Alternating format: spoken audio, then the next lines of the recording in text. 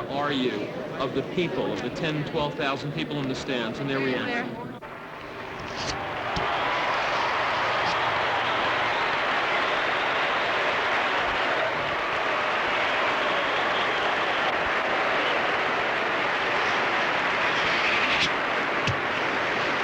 That's competitor representing the Los Angeles Figure Skating Club, Linda Fratianne.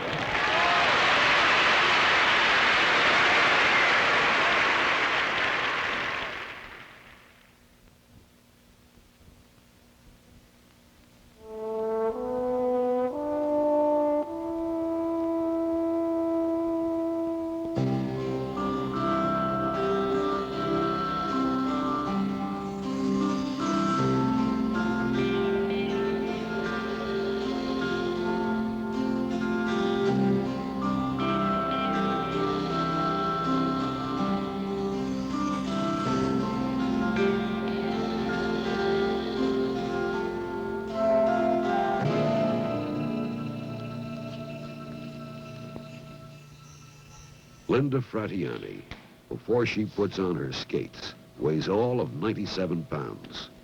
But the size of the person does not always tell the size of the competitor. And start nice and soft, and not too slow on the toes. Even though it's a slow part, it must move. And stretch, look up at him now. And look up, turn, stretch. Now speed, don't go too slow in this part. Sometimes you don't move it enough right in here. Way up, and look up at them and out at them. What does it mean to strive for perfection, to go for broke, to want to be the absolute best? 8 hours a day, 6 days a week. That's been Linda's schedule for 10 years.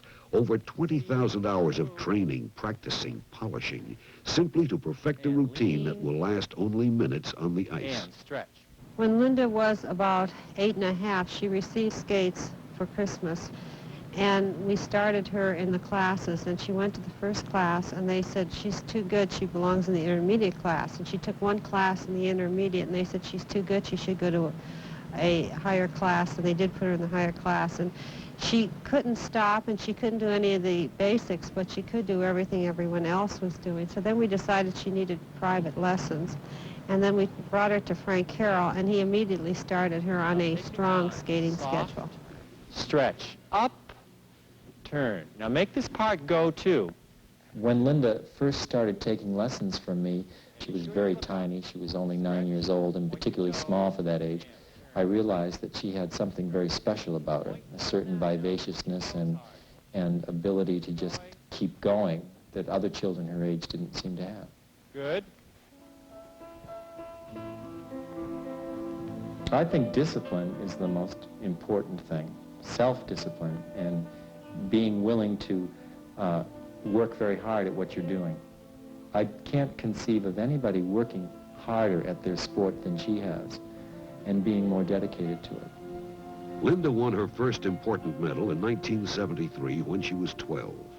4 years later, she became champion of the world. Still, even champions falter. My biggest disappointment was losing the title, the world title in 1978. I think in 1977, after I became the world champion, I was just very cautious with my skating and, oh my God, I'm a world champion, I can't make any mistakes. And I think after 78, when I lost it, I got really mad at myself. And I think when I get mad at myself, I skate better.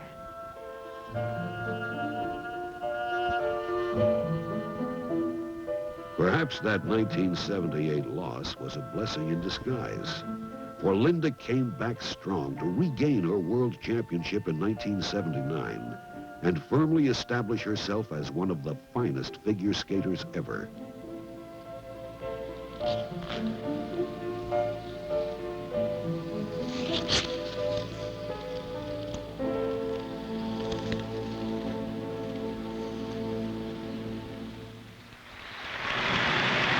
The road to the top is long and difficult. In the United States alone, there are almost 1 million ice skaters, of which hundreds of thousands actively compete to be the best. The road does not begin with competition. Rather, it starts with endless hours of practice and a dedication far beyond a natural talent. For this little 7-year-old in Atlanta, Georgia, the journey has just begun. Erin is 7 now. If she wants to be a champion like Linda Fratianne, she's going to have to spend a lot more time on the ice. Right now, she's spending about 2 to 3 hours a day, 6 days a week, which seems like a lot for such a young child. But in the next 5 to 10 years, she'll be spending up to 10 hours a day on the ice, and then she'll also be spending 3 or 4 hours a day with gymnastics or ballet instruction or weights or jogging or anything to help her toward her goal in skating. And reach, reach, reach. Don't go too far. And up and check out and bend your knee. Bend. That was much better that time. Very good.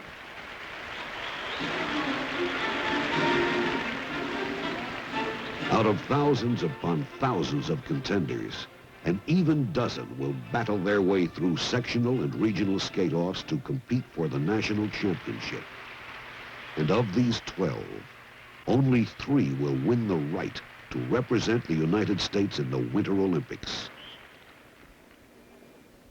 For Linda Fratianne, the final test before the Olympic Games.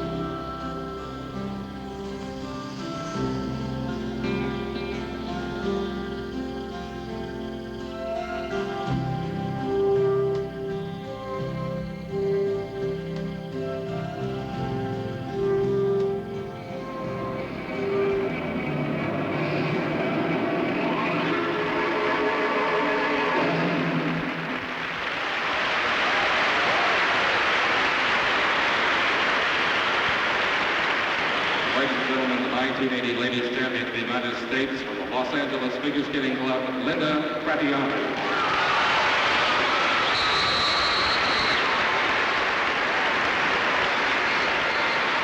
Under all the pressure, and when the time comes, a true champion is able to get out there and stand on their feet and do it particularly well, even though they're nervous and under a lot of pressure. It's a wonderful attribute to have, because it certainly is the difference between being a promising skater and being a champion.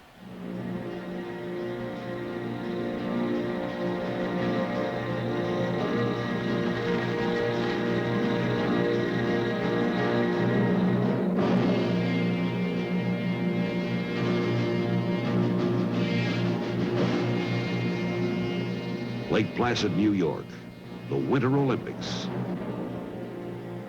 A goal few dare set and fewer still ever reach.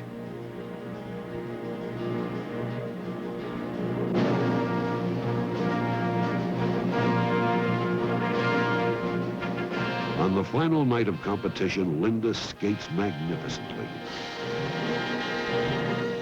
In her quest for perfection, she brings a roaring crowd to its feet.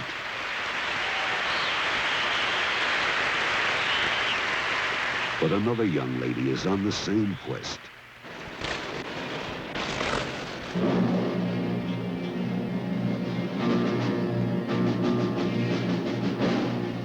Minutes later, Annette Perch of East Germany demonstrates the same commitment, showing why she too is a champion.